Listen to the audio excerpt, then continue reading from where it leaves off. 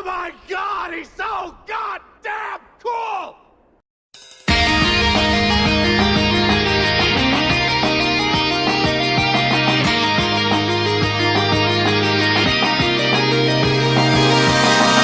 The badass level is off the chart in this chapter. It feels like the old days of Weekly Shonen Jump, where everyone is just being a badass and just taking names. Okay, there are some series, but I think they're in hiatus, and the other one is in the other magazine publication. So yeah, a lot of things has changed, hasn't it? That said, this chapter is an epic end to a monster that couldn't be stopped for anything. As the first chapter of the new year, technically speaking on the fans' behalf, it definitely started off strong, though ironically ended it. Last chapter has Yorozuya and Kyuubi on the edge on unable to defeat Ogai as he is purely a monster.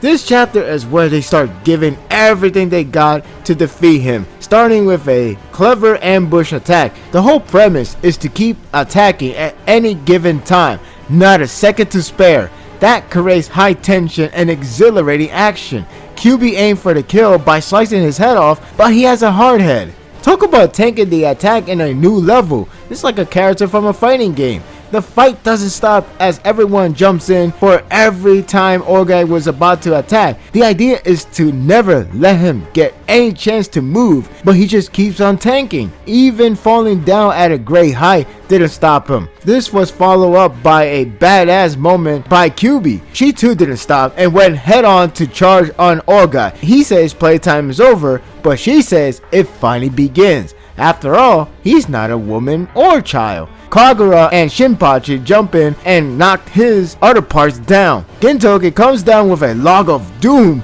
right on his face like a savage beast. I got chills when Ogai breaks the log and kick Gintoki right on the head. That looked really brutal as he flies off, and all the blood trails indicate on how badly he was knocked away. It only leaves others to handle the rest. The tension continued to rise intensely until Tsukuyo and her troops arrived to the scene. I was screaming for joy. This part what got me like, alright, this chapter is already the best. This chapter is the best of the year.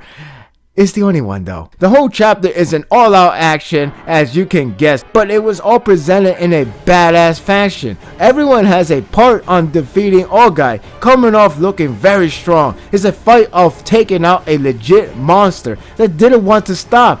It's like Hosen fight, only thankfully they got all the reinforcement early on to bring him down, rather than let Gintoki handle all the damage and then finally get somebody on the way. The presentation in this chapter is top notch. Shorochi definitely put 120% effort into creating a tense action with a lot of explosive points. The way on how Kyuubi comes down to stab Ogai on the ground looked badass, as well as Gintoki crushing him with a log right under the face. The damage conflicting looks brutal, even with Ogai taking the hit from every angle.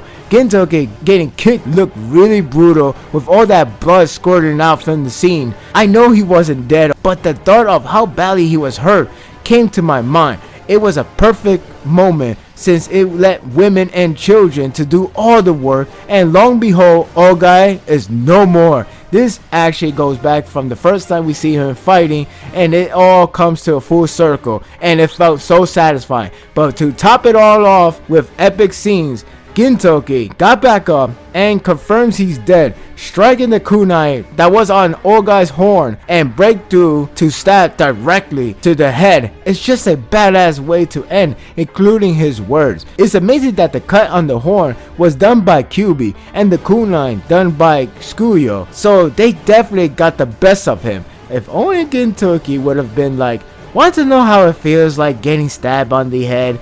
Unlike Gintoki's gag, this one is a legit death blow. What an exciting end to the battle that has shown how powerful Ogai was, and the payoff is well received. It has great tense action, many if not all characters coming off looking really strong, badass moments with their quotes and actions, and ends with an epic send-off. This year is going to be great. Just by this chapter alone, it's going to end with a huge bang. I've given this chapter a 10. Friggin' believable. The first chapter of the year, well, not really, but let's go with it, and it's already starting off with a huge bang. it's going to end with a huge bang. At least that's what I'm hoping for. No rush segment, no 5 chapter of doom. I just hope everything goes so smoothly, because right now it's really going to end, unfortunately so. But if it's going to end, it has to end with a bang. Now what's next? We're going to see Shinra, or we're going to see the Yato clan. I think we're going to see Shinra clan first. It's only time will tell. Would it be a break, or there will be next course of action right away? Oh, maybe we'll go back to where Kasura and Sakamoto are at. Who knows? Maybe we'll get more development from them too. It's a lot of possibility, but definitely a lot of things are heating up. My thoughts are told. Don't let yours on hold. Leave a comment below. Thank you for watching this video. If you like this and want more of this, subscribe to my channel, and my world will be yours to stay. Until next time, take care.